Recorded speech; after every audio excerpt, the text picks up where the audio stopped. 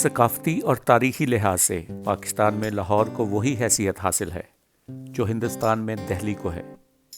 لاہور کے چپے چپے پر تاریخ بکھری پڑی ہے۔ اس کے گلی کوچوں میں شاندار ماضی کے آثار ملتے ہیں جو کہ وقت اور عوام کے ہاتھوں معدوم ہوتے جاتے ہیں۔ پرانے وقتوں اور پرانی اینٹوں سے بنی بے شمار بارادریاں اور حویلیاں ماضی کے در وا کرتی ہیں اور ہمیں ہمارے مضبوط تاریخی اور خوبصورت ثقافتی ورثے کا امین ہونے کا احساس دلاتی ہیں۔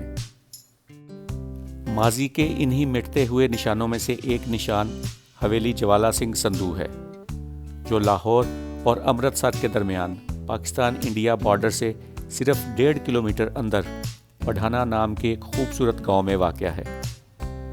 سکھ دور کے ایک طاقتور سردار جوالا سنگھ کی عظمت اور شان کا مظہر یہی حویلی ہماری آج کی منزل ہے۔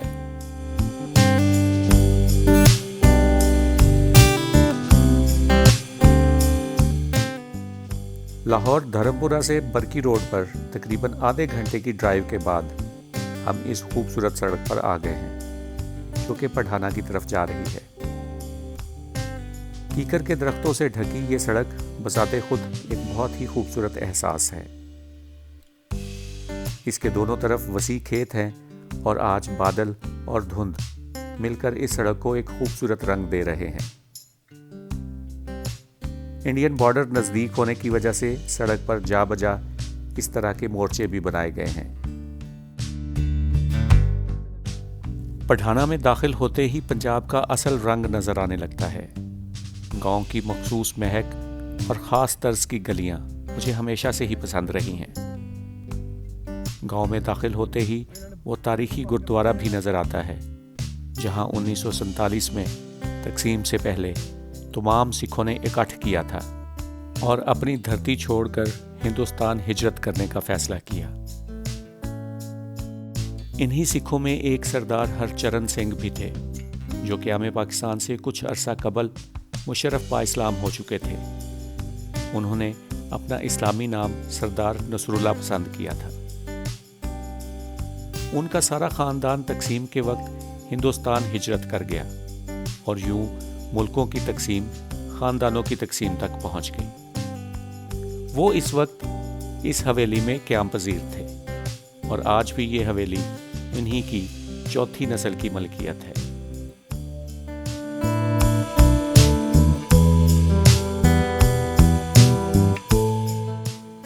حویلی جوالا سنگھ سندھو آج بھی پٹھانہ کی سب سے بلند عمارت ہے اور اس کے کھنڈرات دور ہی سے نظر آنے لگتے ہیں۔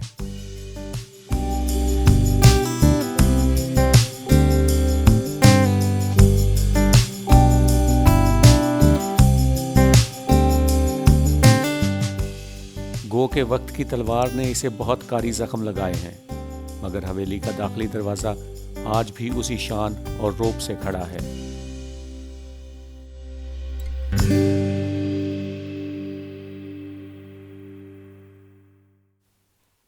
سامنی دیوار پر اینٹوں سے بنے ہوئے ڈیزائن، کنگرے اور کنارے نہایت ہی خوبصورت اور دلکش ہیں۔ دروازے سے داخل ہوتے ہی گری ہوئی چھتیں اور گرتی ہوئی دیواریں دلوں کو افسردہ کر دیتی ہیں۔ سردار جوالا سنگھ سندھو کی 8ویں پشت کے اس خوبصورت نوجوان نے نہایت ہی خوش دلی سے ہمارا استقبال کیا اور ہمیں حویلی کے متعلق تفصیل سے بتایا۔ سردار جوالا سنگھ سندھو نے بنائی تھی، جو کہ مہاراجہ رنجیت سنگھ کے سپہ سالار تھے اور یہاں پر لاہور کی جو ان کی آرمی تھی اس کو کمانڈ کیا کرتے تھے۔ یہ حویلی انہوں نے تعمیر کی ہے۔ اس کو تعمیر کرنے کے اندر ساری جو ہے چھوٹی اینٹ لگی ہے۔ اس میں جو اینٹ لگی ہے وہ ہے بدھو کا آوا دھرمپورے کا۔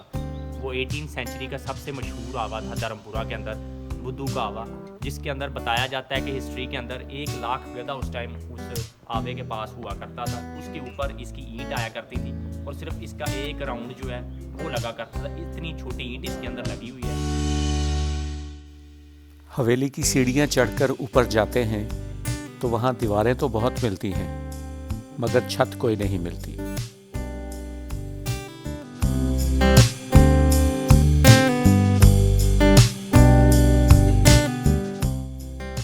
اور ان دیواروں کے اوپر چلتے ہوئے حویلی کی سیر کرنا ہر کسی کے بس کی بات نہیں۔ موبائل کی پاپا ٹارچ بند کرو اپنے موبائل کی موبائل کی ٹارچ بند کرو چپ کر جا صاحب بند ہونے سے گان بند کر. دیواروں سے نیچے دیکھیں تو پتہ چلتا ہے کہ یہ کم از کم 4 منزلہ عمارت تھی اور اس کی تمام منزلوں کی تمام چھتیں گر چکی ہیں.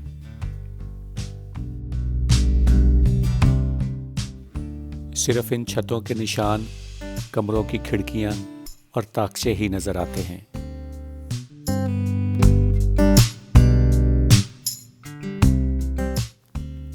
اس حویلی اور سردار جوالا سنگھ سندھو کے متعلق تاریخ میں کوئی بہت زیادہ معلومات نہیں ملتی. جو چند تاریخی حوالے ملتے ہیں ان کے مطابق سردار جوالا سنگھ سندھو مہاراجہ رنجیت سنگھ کی فوج میں اعلیٰ عہدیدار تھے اور مہاراجہ کے ہم زلف بھی تھے. یعنی رنجیت سنگھ کی بیوی مہارانی جند کور سندھو صاحب کی سالی تھی. مہاراجہ رنجیت سنگھ کے ساتھ اتنا قریبی رشتہ ہونے کی وجہ سے سردار جوالا سنگھ سندھو اپنے زمانے اور اپنے علاقے کے ایک طاقتور سردار تھے. اسی وجہ سے جب سردار صاحب کی وفات ہوئی تو مہاراجہ خود یہاں تشریف لائے اور اس حویلی میں ایک رات قیام بھی کیا.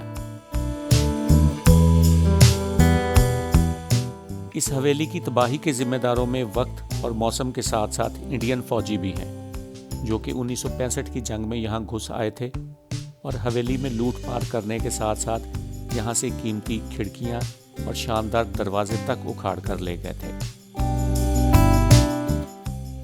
ماضی کی عظیم الشان محل نما حویلی کھنڈرات میں تبدیل ہونے کے بعد اب بھینسوں کے باڑے کے طور پر استعمال ہوتی ہے.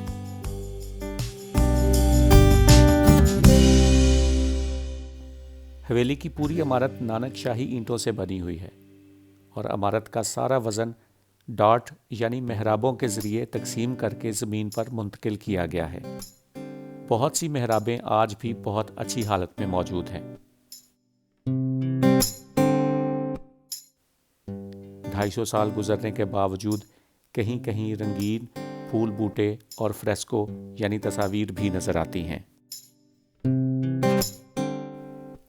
اپنے زمانہ عروج میں یہ حویلی ایک بہت وسیع عمارت تھی جس میں 100 سے زائد رہائشی کمروں کے ساتھ ساتھ درجنوں ملازمین کی رہائش گاہیں، الگ سے رائل کچن سٹائل کا باورچی خانہ، سٹورز، استبل اور پارکنگ ایریا بھی شامل تھا. کہا جاتا ہے کہ اس وقت اس حویلی کا کل رقبہ 5 ایکڑ کے قریب ہوا کرتا تھا.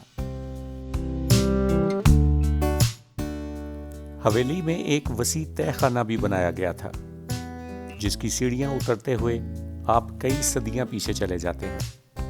تہہ خانہ کافی بہتر حالت میں ہے اور اس کی دیواریں اور چھت ابھی تک سلامت ہے. گھپ اندھیرے میں موبائل کی ٹارچ آپ کو واضح منظر دکھانے سے قاصر رہے گی.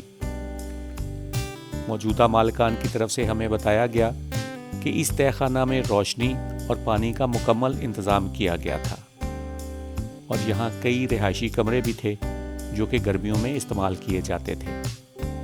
اور خاص بات یہ کہ یہاں سے ایک وسیع سرنگ شالامار باغ اور پھر وہاں سے امرتسر تک جاتی تھی. یہ سرنگ چند سال پہلے بند کر دی گئی ہے. اس حویلی کی شکل میں ہماری تاریخ اور ہمارا ورثہ نزا کے عالم میں اپنی آخری سانسیں لے رہا ہے. حویلی کا بہت سا حصہ وقت کی دھول میں گم ہو چکا ہے. کیا ہی اچھا ہو کہ ورلڈ سٹی اتھارٹی اور پنجاب ٹورزم ڈپارٹمنٹ اسے ایک سیاحتی مقام میں بدل کر یاد ماضی بننے سے بچا لے. اس سے نہ صرف اس علاقے میں بہتری آئے گی بلکہ ہمارے آنے والی نسلیں اپنے ماضی کی ایک شاندار جھلک بھی دیکھ سکیں گی. ویڈیو دیکھنے کا بہت شکریہ. اپنا خیال رکھیے. اللہ حافظ.